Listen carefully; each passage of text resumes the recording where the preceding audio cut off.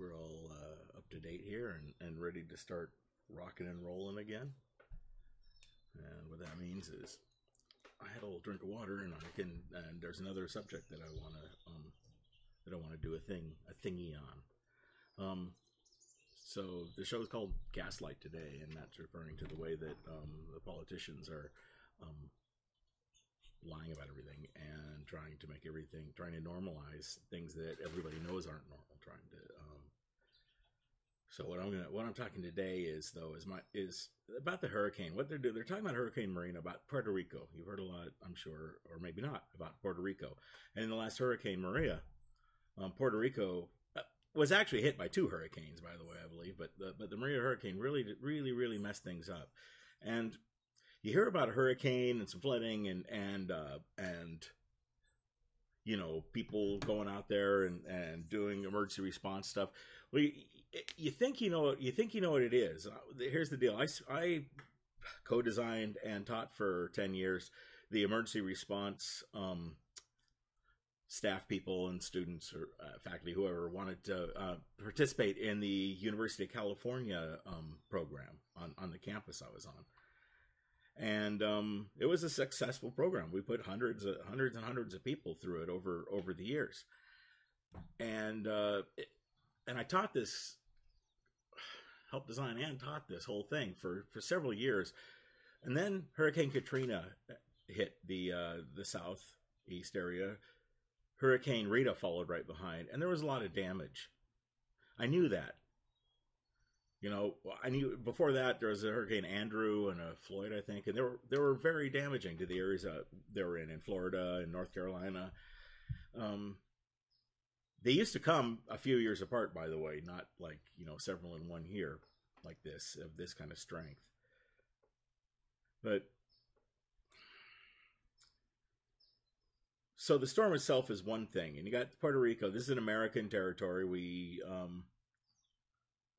freed it. We freed it a long time ago, and they're Americans. People who live there are Americans. Now, they can't vote unless they come to the mainland, and if they live on the mainland, they can vote.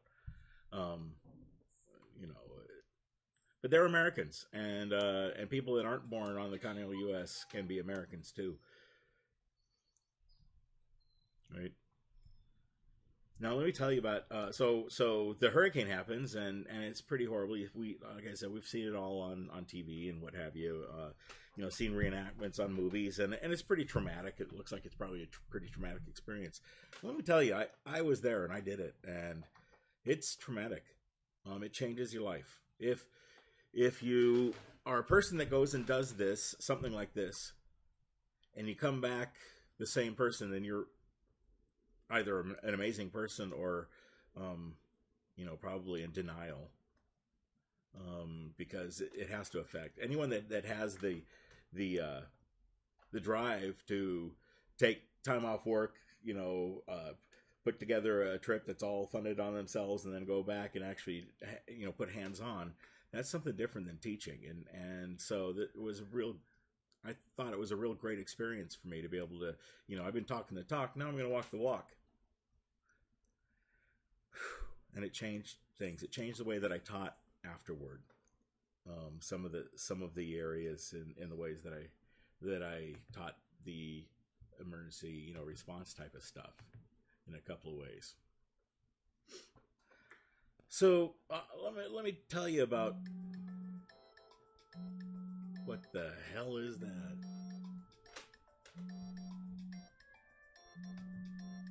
I've never had that happen before. So have you heard that? That's just great. Someone just called on my phone, I guess. Oh shoot. Okay, I'm just gonna take a second here to restart my podcast, my Periscope stream. Okay. Let's see, what's it like? I'm just putting the same title in.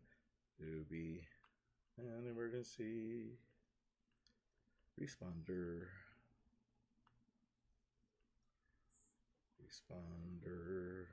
autocorrect after a major hurricane. I don't have anyone else here to do any engineering for me or anything. I probably should have started some some nice music for you to listen to while I did this. Um, but here I go. In my case, Rita, Katrina, and Rita.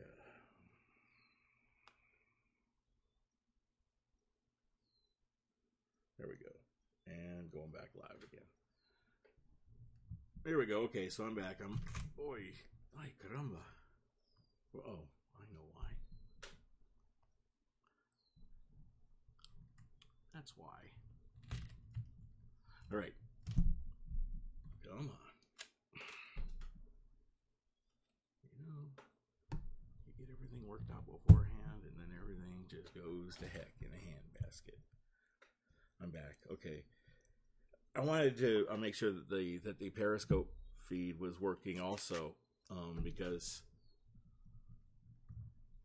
I'm probably gonna get emotional. It just means doesn't mean I'm gonna cry. It means I'm gonna rant probably or something. Okay, so here's what happens. You go through the process of getting your stuff together, getting your life together, wrapping up the things at home so that you can be gone for a few weeks or for however long it is that you can go. Even if you can go for a few days, you should do it, because every moment of hands-on help really means something to the people who live there.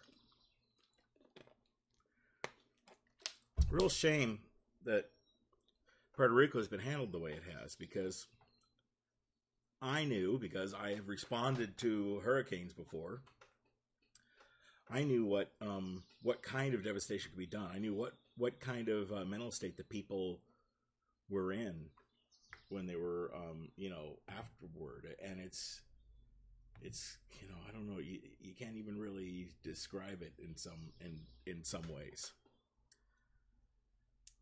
What I can describe is that the official government total is 64 people dead from the hurricane, and the real number is closer to 5,000. Now, we knew that number was closer to 5,000 within weeks of the hurricane, but nobody really talked about it or admitted it until they came face to face with it after a big survey that was done last week or the week before.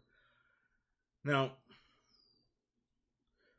so after you get there, first, the logistics of getting someplace, that's something, special, because it's all hurricaned out over there, right? So the airports are hurricaned out, and the cars and the rental agencies and the everything has been flooded. And it's hard to kind of wrap your mind around the everything gets flooded thing until you've been there and seen after everything's been flooded. Because it gets really screwed up. Everything gets jacked. Piles, the smell, what you see. I'm going to be specific, of course. Getting there was really something, because I had to fly into like Montgomery, Alabama, which is like 8 hours away from the hurricane, and that was all good. I was able to get a rental car there and what have you. That's also where FEMA had their shelters, their emergency, the EOC, the Emergency Operations Center. And I was invited to go back by the American Relay, ARRL, Amateur Radio Relay League. It's the kind of the lobbying arm of the ham radio industry. And ham radio is what happens after these big emergencies. They tend to destroy the communication systems, and so the people who can normally talk to each other can't. And that is like fire trucks with the battalion chief, and that's the regular police officers to their dispatch or to other officers. And why is that? Because all this stuff depends on antennas. An antenna is like a soft, bendable metal thing up where it gets whipped around, or it's on a tower that gets knocked over. All the communications requires these antennas. After 9/11, the communication went, when the Twin Towers went down, the communications for the entire area were wiped out. Why is that? It's because when you're placing antennas, if you want to do broadcasting, so people hear you, you want to put antennas up high in the highest place possible. Well, everything in New York City had everything that broadcast there. No, I'm sorry. Okay, everything that's broadcast there is broadcast through the antennas, whether it's the news, or the helicopters talking to the people on the ground, or the fire chiefs talking to the everybody had their antennas up there, the radio stations, the TV stations, and it's all down. It all fell down right with the building. And what did they do after that? Well, what happened was a whole lot of ham radio operators who, what we do is we train all year long. We have this equipment that we buy and maintain ourselves, and basically I can take a radio, whether it's one that was built last week or whether it was one built 40 years ago, and I can take it into an environment that is really not very friendly to anything, and I can set up a radio and an antenna so that I can broadcast with a piece of wire and a radio, and somehow getting the power to the radio, which all those radios also work on 12 volts. So all you need to do is get a battery, or in one field day, one of the guys was paddling a bicycle that operated a generator to run for the power for the radio. So, I mean, we practice all year long. We're messing around with the radio. It's practicing how to keep it running. And then when a disaster happens, we come out of the woodwork. And we have our own equipment. We have our own repeaters. We have our own antennas. And we can go to the next highest building and put up antennas. And they literally assign a ham radio operator to ride along with and be right next to shadow the law enforcement and the battalion chiefs of the fire department and everyone else. What happens is the battalion chief goes, I need to know if engine 62 is out of oil or something. Okay, so a ham radio guy would go, W6QLE to the other guy's call and go, hey, the battalion chief wants to know what's up with that place, with your engine. Okay, so this ham radio, this guy that's on the fire truck is able to talk to the guy that's next to the police chief, and that's how it's called passing traffic. That's how communications happen after a big emergency. Now that was New York. When I went and did Katrina and Rita, for weeks afterward, communications were still wiped, and I thought I was going to be blown into this area that that was a kind of damaged, and it and I was going to go in there and put up antennas and fix wire, and I was going to make things happen, and I was prepared, and I was invited by the American Radio Relay League, the people's lobby thing about ham radio, I think is the best way to put it. So I came in there being a teacher, having designed and taught an emergency response program for about 10 years. Well, I guess at that point about 6 years probably. What happened was something really, really great and awful. And so here's what it's like. You finally get to town because you couldn't get your however you get there. And there's people running all over the place. There's this Walmart that was abandoned or whatever, or had been stripped out for this purpose. A big empty Walmart, and that's where FEMA set up their emergency operations center. Now I have photos I took, and I can't, I haven't figured out the putting photos here and there thing yet, but they're going to be on eventually on my website, w6qle.net. Let's go. Okay, so now you're there, and someone tells you that they need an antenna put up in my case, Thibodaux, Louisiana. No, I'm in Montgomery, Alabama. It's about a 9-hour drive, and great. Put the stuff in the trunk of the rented car and took off. 9 hours later, I come blowing into Thibodaux, Louisiana. Now it's dark. It's about 9 or 10 o'clock at night, and it was whatever time of year that it gets dark early. So I show up at the fire station where I'm supposed to help them put up an antenna, repair whatever it is that's going on with their communication system, and nobody's there, and it's dark, and it's dark. I mean, one of the things that is the side effect of the hurricane is that it's dark. As soon as it gets dark, it gets dark. There's no power. And it gets real dark. And you can't see, it gets real dark. And if you don't have a flashlight, it's going to be real dark no matter what you try to do. And for a while, it takes people a while to get all their flashlights and what have you. But I'm talking about my impressions of what changed me. And it was, one of the things I noticed was every time I went into a hurricane zone that had been really affected, it was dark if it was nighttime. I mean, like black. And riding into these towns could be really kind of eerie. I mean, really eerie. No one's moving. Everything's pitch black. It smells funny. Okay, so here I'm at Thibodaux, Louisiana, and the fire station, and I'm sitting in my rental car in the lot, kind of trying to get a hold of the guys that sent me here. Well, first I tried to get a hold of the guy that I was supposed to get a hold of there, and when I reached, I wasn't reaching anybody.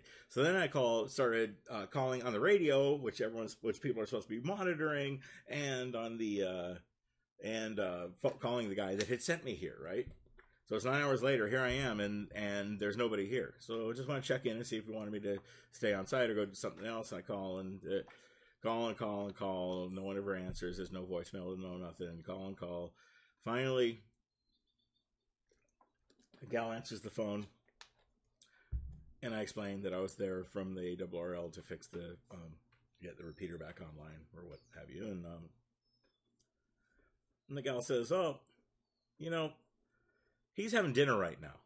I'm like, okay, can you call me? I don't think, no, we're just not doing this kind of business while he's having dinner. I'm like, well, I'm sitting here, 9 hours away, and I came here to do what I needed to do to get here, and there's no one here. Well, you'll have to call someone else. Click.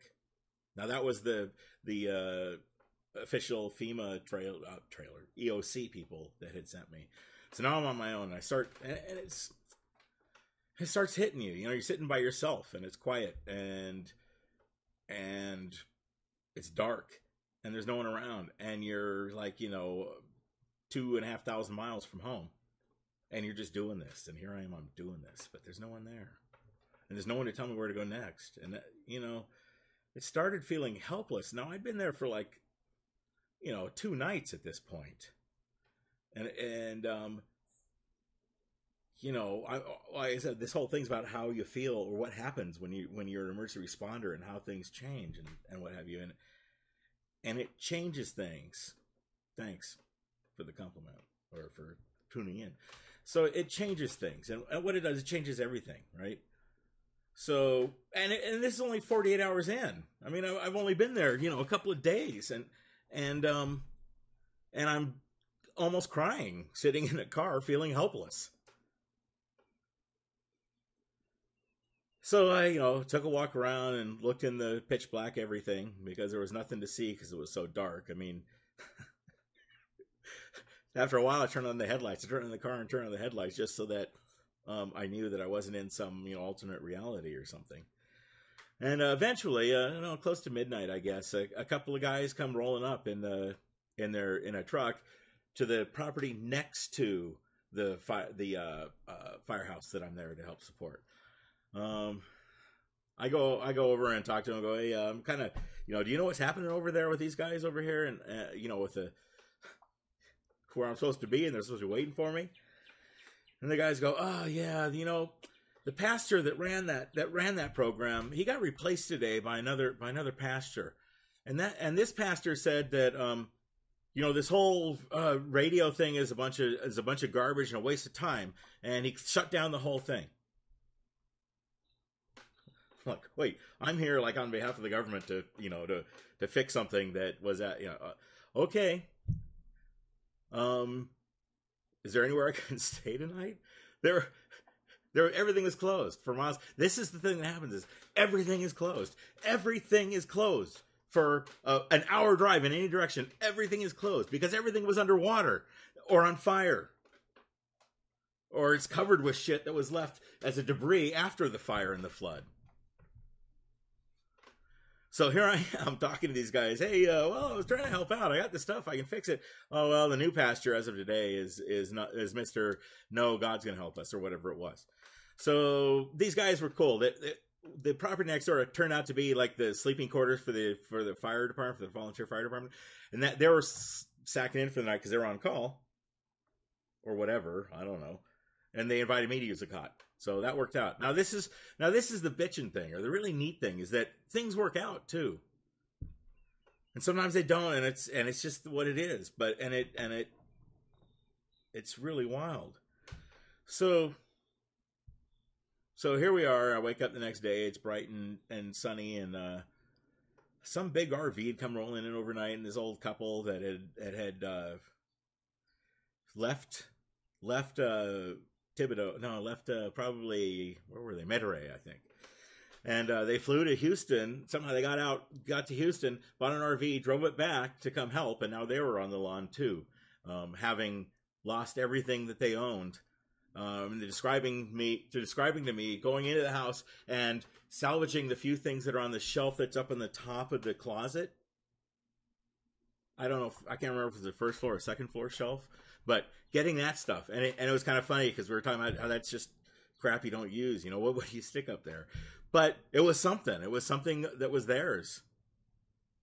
You know, there's things that you should get, that you should think about if you're a victim of a hurricane, that you need to think about, you know, taking with you, and that's kind of a whole nother thing. Sorry, looking for some notes here. Okay, so I had to talk with these people. It was a great talk. They were great people. They happened to be ham radio operators too, and it come for the same reason I had. We had breakfast. We had a chat for a couple hours in their new home that they flew to Houston and brought back just to help people. This is what everyone there was, just to help people. And that's where the beauty of the whole thing is. And if you can't appreciate, I mean, you wouldn't be there if you weren't there, you know, in some kind of social way, if it didn't matter to you, right? You just wouldn't be there.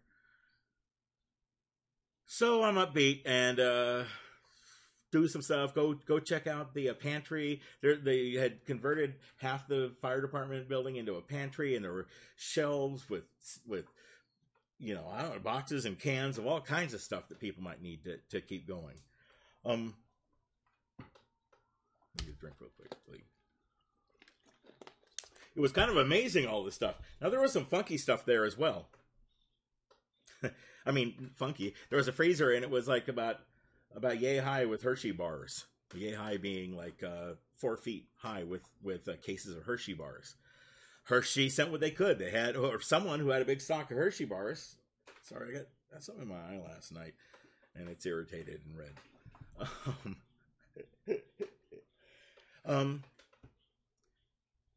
So there's all kinds of stuff there, and the people who live in that area could come there and get food to survive. And this is like 48 hours after the event, and there's a stock of food there. Like I said, some crazy stuff. I remember the Hershey bars. But all kinds of stuff that you might need. And that's how it starts. Now, this is really before the people I'm working with it's not the official FEMA, it's all the people that are tied to FEMA, the actual community organizations that are tied in with FEMA, that FEMA gives us the go-ahead and they'll reimburse us for stuff, and then we go, right?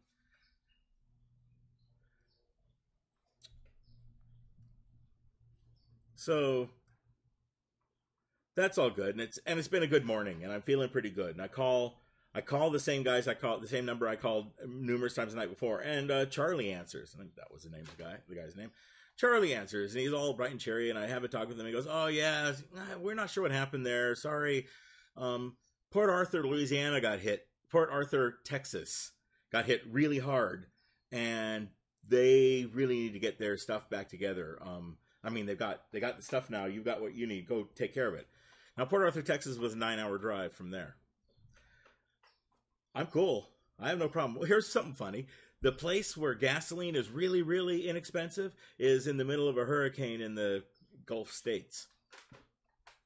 There's all kinds of funny things that you pick up along the way like that, right?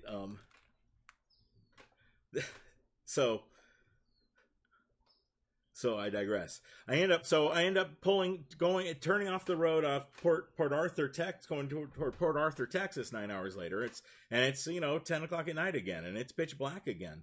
Now there's a big ass oil refinery that is pretty much the the well, it is the only thing I could see for tens of miles because it was all on emergency lighting. It was all lit up like a Christmas tree, but nothing. It was like in the middle of blackness.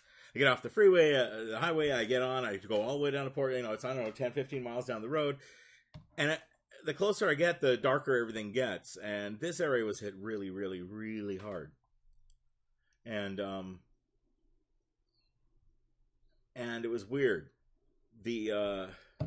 I knew I was getting into town when I could start to smell the smell that I smelled when the last time I was involved with something like this.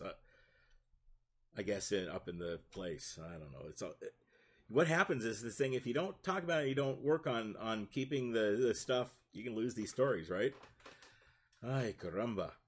So where was I here? I was about to. Oh yeah. So I get to Port Arthur. I roll in and I call on the radio the frequency they're supposed to be using, and nobody answers. And I use a common frequency and call on the radio. Nobody answers. So I call up Charlie again, and Charlie answers, and that's the guy that's back in Montgomery, Alabama. And he tells me he doesn't have any idea what went on. They told him they were ready and waiting for me. There wasn't a light on. I mean, as far as I could see, and it smelled, and there were piles of stuff everywhere, like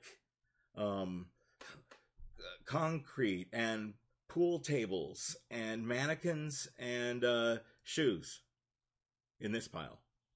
And maybe there's a refrigerator and some beams and a bunch of seaweed on that pile. And these are like not small piles, right? These are big piles. And when I get my photos up on the website, you'll be able to see these big piles. And you'll laugh about the mannequin one, because in the photo with the mannequin, I stopped driving because I thought I had not lucked upon the worst, that I'd stumbled upon a body.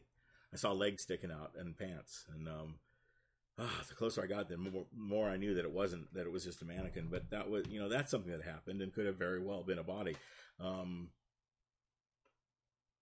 So yeah, so Port Arthur, Texas was pitch black and smelled funny, and I felt really awful for all the people who had businesses there, because the businesses were all blown out. And by blown out, just imagine what blown out means, and that's what it is. Windows are gone, and all the stuff that was on the outside that was on the inside is now on the outside, and on and on. Never did connect with anybody in Port Arthur, Texas, but I was affected by what I saw, smelled, and the fact that nobody was there. That that there just wasn't anybody there. Everybody had left. They gave up and left in Texas. That was my second night on the road to do what needed to be done. I slept in a Walmart parking lot that night. Finding hotels, motels, campsites just didn't happen because FEMA had rented all of them. And this is something that people don't, that is never talked about, is FEMA renting all of the spaces where people who are down and out live. I guess I'll put it that way. I've been, dirt poor more than once in my life. And people who can't quite get the money together end up living in motels. And they'll have a whole family in their motel room because it's the only thing they have. And they got to pay $250 a night, a week, $150, I don't know, whatever is a week. But they get locked into this thing, and they're working at a fast food place or whatever they can. Their lot in life has led them to. And maybe they're happy, I mean, of course they're happy. They don't know what it's like to be wealthy, and they aren't. So it doesn't matter to talk about it. It just doesn't matter, right?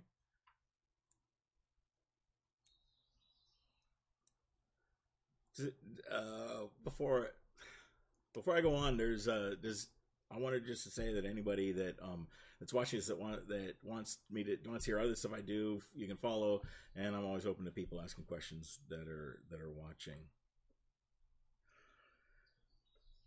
So there I go. I'm out of Port Arthur, Texas, and and I'm driving and I'm on the mobile phone and I'm driving and half the antennas for the mobile phones are down, right? The closer you get to the epicenter of the whole thing, they're all down. And the phones don't work. The cell phones don't work. And that's part of going back to the whole communication thing, is that when they set up cell phone towers, the towers aren't meant to handle all of the communication that could possibly happen if an emergency happened. They're set up to handle 20%, 80% of the traffic, 20% of the time, or something like that. There's a calculation they use. And when everybody gets on the phone and starts using it, the whole thing crashes. Because, everybody isn't always on the phone using it. So the cell phone sites, if you can get a signal, that's funky. So what you got to do is use texting, okay? You text people, because even when the thing's all jacked up, your text is the first thing that's going to sneak through when everything lines up again, because it's small and it gets preference to voice communication. So there's a tip from someone who's been there, right? Okay, I'm driving the 10 hours or so back to the Louisiana, the greater New Orleans area, and I'm familiar with New Orleans. I've been there, several times. That's part of why I personally had to go to this area. Now, there were a couple of from there. The people back in Montgomery, Alabama, weren't being helpful to me anymore. Basically, I kind of was on my own. I'd been there, 2 nights at this point. Well, the first night was in a hotel because I arrived late. So the second night out on the road. Now we're coming to the third night, and I don't know where I'm going to go or do or whatever. But that's okay. I just need to get over to that area again because I'll find people that need help. So I go ahead and blow through, and as I'm calling people and organizations, I'm asking people at the back in Montgomery if they have contacts in this area that I can contact, that I can volunteer, whatever, yada yada. I don't care what I'm doing. It doesn't matter to me if I don't have to be installing antennas or radios. Damn, that just happens with the crap I got in the car. But it didn't. That's not how the response works, and that's one of the things that people don't, until you've been there and done it, you don't see, you just assume everything works right, and it doesn't. And hello back yourselves, everybody that comes and goes. So every time I do that, every time I answer someone, I forget exactly what the heck I was talking about, because it's all up in here swirling around, right? So I was talking about the third night, right? Found some, I was referred to a religious organization, and I called, and they're like, "Oh, you're a man? No, we don't want you." So that was weird.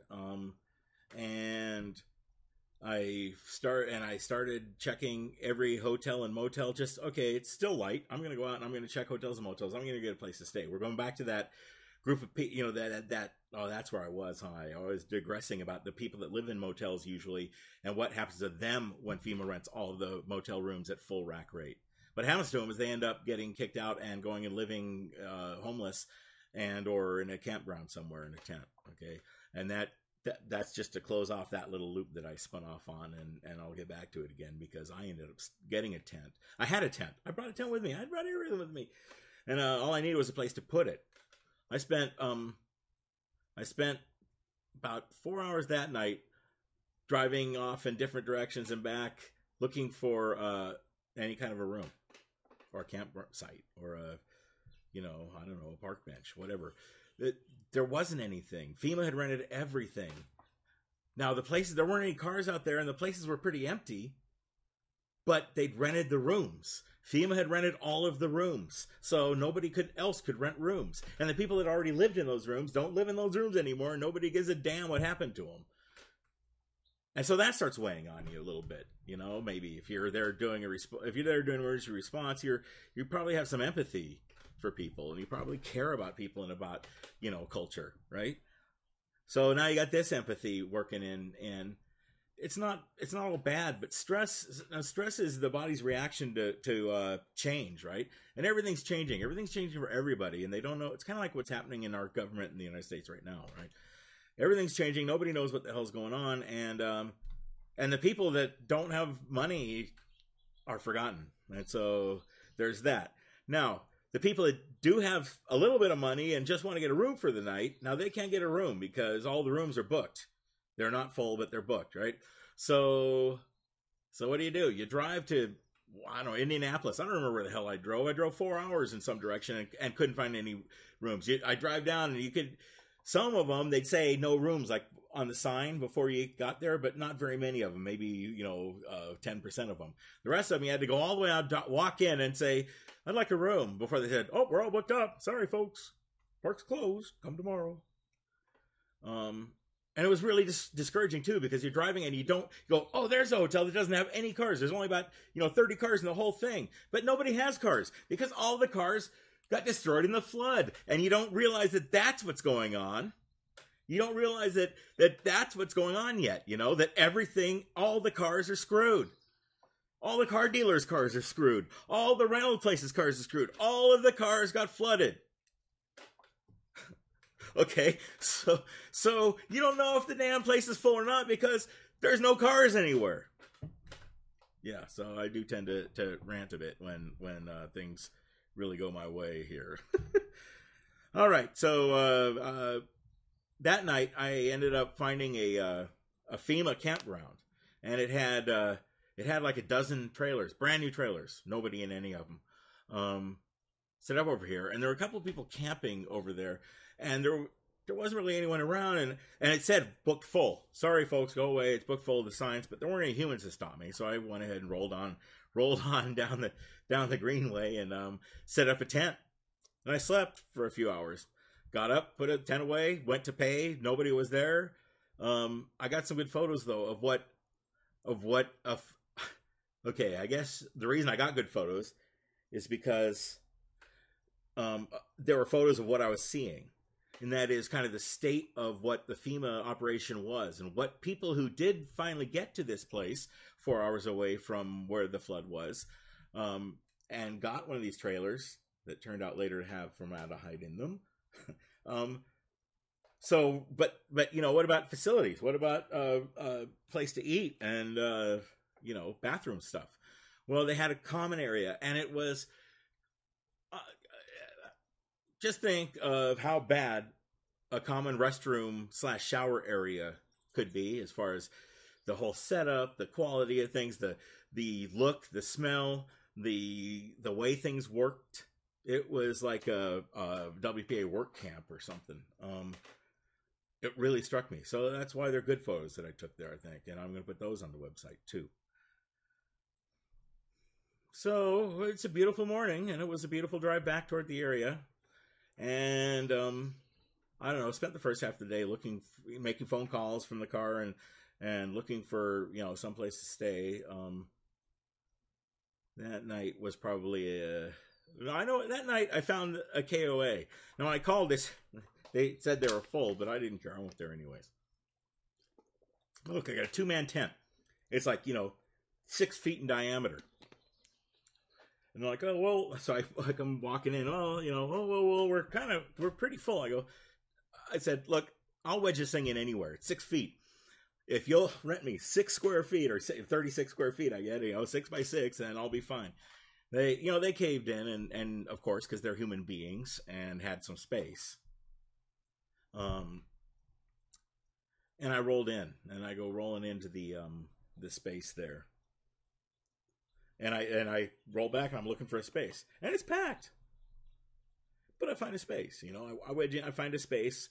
There's like a little like booth, like a kissing booth or a information booth or something, a little pergola, I think they're called, I guess. So no one had camped around that, so I pitched my tent right next to it, and great, fell asleep. Woke up the next morning and spent a day kind of in this weird fog of what was going on and who was around me and how weird it was that this whole mix was happening. And the people in the tent right next to me, it was a big double tent, and these folks were someone that had been displaced from a motel, and it was a couple. And it was kind of obvious that some kind of domestic anger situation existed. people who might be preordained toward, losing their crap when they get angry or when they get scared or frustrated. But I'm hearing people beating on each other from I don't know how many tents away, right? Depending on what hour it is. A couple, kind of cute couple. I drove them, I don't know, an hour to a Walmart just so that they could get to a Walmart. And I bought them, I let them pick out. They didn't know I was going to buy them the stuff, right? They shopped for the stuff they wanted, and I bought it for them. And I, gave them some cash too, I think. And I took them back. And they were nice people. He tried to give her to me the next day, which is really weird. But maybe desperate people, it's really weird. He wanted me to take his girlfriend away because it's better for her to be anywhere but here. These are people that don't, I don't know. So there's this whole, now that's the people that were right next to me in the big blue tent. Because they had a week's rent in their pocket when they got booted out, they could go buy a decent tent. And I think they took the bus to, I don't know how they got there. Who the hell knows? They got a tent and they got some things, and then this is when it gets funny. So the other people that are in this park aren't all like them.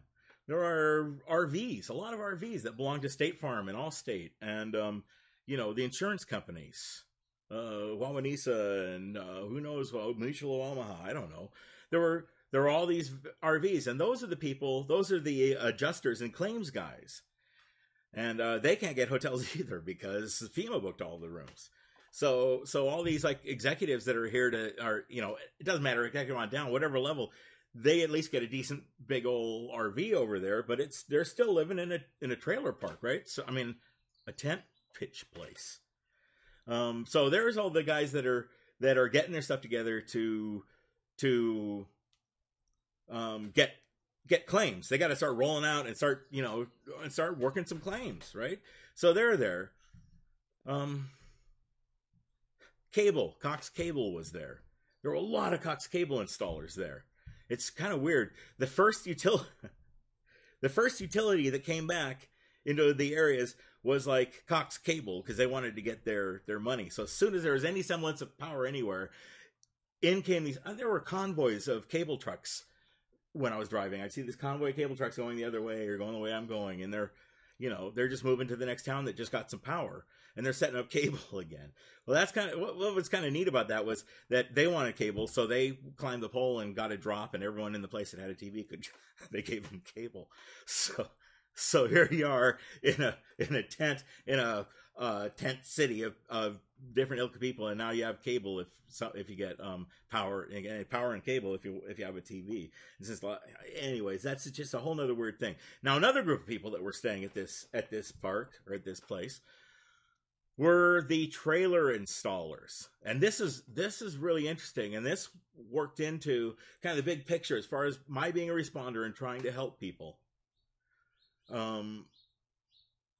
There's a lot of stuff that had to be picked up along the way from nuance. These guys were sitting around. They were there for the third day, maybe fourth day, they said. It was my first day there.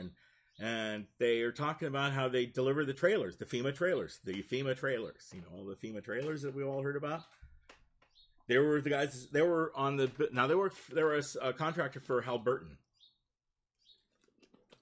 Halliburton got the no bid contract to move all of the trailers for FEMA. And Dick Cheney was an ex-Halliburton, the vice president was an ex-Halliburton executive. So that probably didn't have anything to do with why he got the no bid contract for billions of dollars.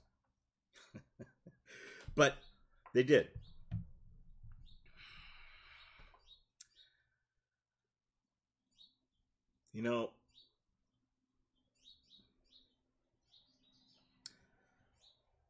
It's even talking about it right now. It comes flooding back. Just the futility of people trying their best to get their stuff together, and the people that are there trying to help them get their stuff together, and the humanity of the whole thing, and the people, the class of people that just didn't exist in the eyes of anybody. Nobody in the media talked about motel people.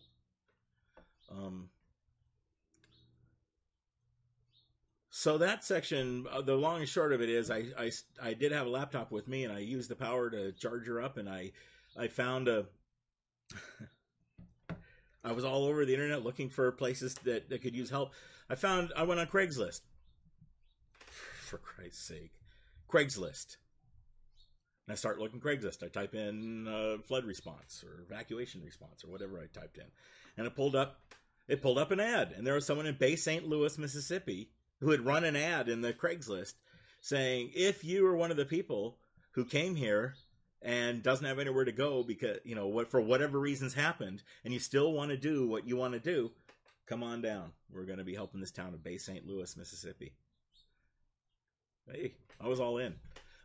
Sent an email, a gal named Margot. She was a Cajun gal that was a real character. Answered and told me where the address was, and there I went.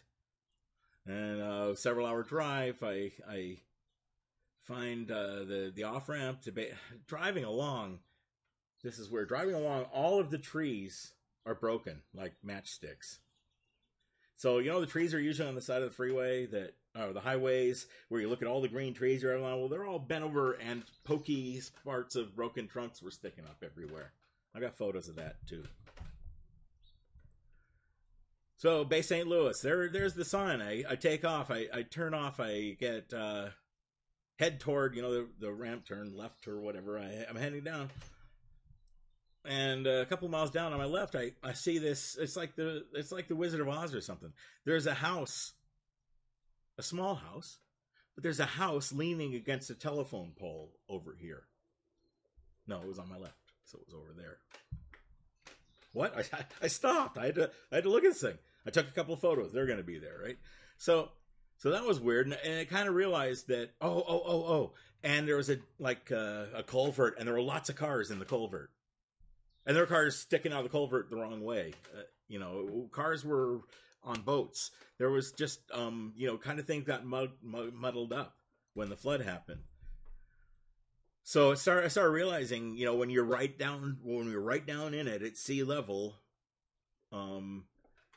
things actually you can't help but see what is happening that's not good and not helpful. And you start going, oh, this is bad, and I could smell the smell. That smell I talked about that lingers around the piles of stuff that the flood leaves everywhere.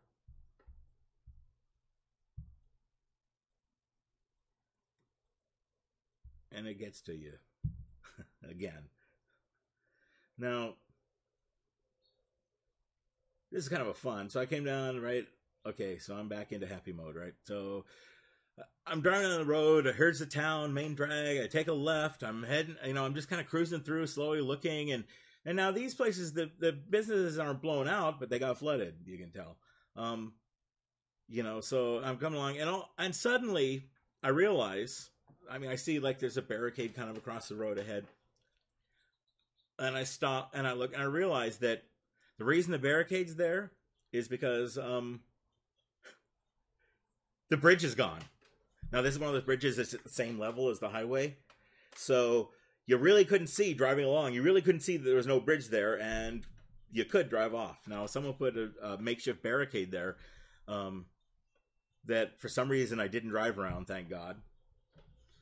And that was weird. So I got out and looked at that and kind of looked around and looked at the weird stuff that had washed up in areas and just looked at these piers from the bridge going all the way from Bay St. Louis, Mississippi, and it goes over, I think, to Biloxi across the bay there, the harbor there, the channel. It's a bay, I think. Anyways, it's gone. And you can see the stumps are still all the way going over there. And there's some sections that are sitting cockamamie and sticking out of the water or whatever. So I wasn't going any further. And the reason I had gone through the town is because I figured I'd see how big the town was. Well, I got to the end. This was the end of the town. No doubt about it. Turned around and, looked for the address on Main Street, right? So Main Street was easy. Finally went down. And there I go. There I am. There's Margot's there. I pull up. It's Big John Rutherford's house. Now, Big John Rutherford was the county controller of the Bay St. Louis area. It's Bay St. Louis and It's a paired cities like Spokane, Coeur d'Alene, Bay St. Louis, Waveland is the name of the town next over. Now, Waveland's where the hippies were serving food, and that's part of the whole thing too. Is how I watch cultural people, people who didn't like hippies, who liked hippies now, and that's because they met some and they talked to them, and that's was one of the biggest things I took away from this thing too, was the people talking to each other that normally aren't in circumstances where they have that opportunity. And I saw a lot of bonding going on between people in different religious and faiths and races that that wouldn't have happened, before the hurricane. Now, I'm gonna cut this thing off because it's a long darn podcast thing, right? I'm gonna do another one taking over from here because everything changed. In Bay St. Louis, the whole thing changed from just disorganized chaos everywhere about everything, and everyone else was completely disoriented in the same way, to a house and a property in a town on a street, right? And now I could focus on something, and and from there on, it was a totally different story. My hopelessness was gone. So keeping yourself busy and your hands doing something, interacting with people that you can help is really important when you're a responder. I know I've talked a lot about the mental health aspects, and I haven't come around and said it, but now I have, that the mental health aspects are crazy. PTSD is something that I've lived with since. It was worth it, I imagine. But, but it changes you. I'm going to do another one on this experience, on the Bay St. Louis experience, because it's amazing. Follow me to see I do, things like this on different subjects, quite often political. And this whole thing is being affected by politics right now. And that's why, just have empathy for people that can't help themselves.